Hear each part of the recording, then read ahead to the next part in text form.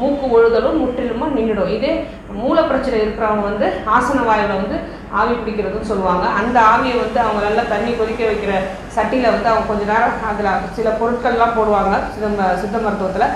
அந்த பொருட்கள்லாம் போடும்போது துத்தி இலை அது மாதிரி மூளை சரியாகக்கூடிய பொருட்கள்லாம் போடும்போது அதில் வந்து அவங்க அந்த ஆவி பிடிக்கும் அந்த பொருட்கள்லேருந்து வர ஆவியில் வந்து அவங்க சிறிது நேரம் உட்காரும் போது மூலத்தில் உள்ள ஃபுல்லாக ஆசன வாயுவில் ஃபுல்லாக இன்ஃபெக்ஷன்ஸ்லாம் குறைஞ்சி அந்த மூலம் வந்து சதையாக வெளியே முளை அப்படின்னு சொல்லுவாங்க. அந்த முளை வந்து கொஞ்சம் கொஞ்சமாக சுருக்கி அது உள்ளாரையே போயிடும் அப்படிங்கிறதையும் சொல்லியிருக்காங்க. அடுத்தது கழிவு நீர் அப்படின்றது. இதே மூளை பிரச்சனைக்கும் இந்த கழிவு நீரை யூஸ் பண்ணலாம். இல்லை எல்லா ஸ்கின் ப்ராப்ளம்ஸுக்கும் இந்த கழிவு நீர் முறையை சித்த மருந்துகளில் இன்னும் யூஸ் பண்ணிட்டு தான் இருக்காங்க. இப்போ மூளை பிரச்சனைக்குன்னா என்னென்னா அப்படின்னா திரிபலா சூர்ணம் சரி, திரிபலா சூர்ணம்னாலே தாண்டிக்காய் நெல்லிக்காய் கடுக்காய் 3 கலந்த சூர்ணம் அப்படிங்கிறது நமக்கு நல்லா தெரியும். இந்த திரிபலா சூர்ணத்தையும் சரி அதில் வேறு சில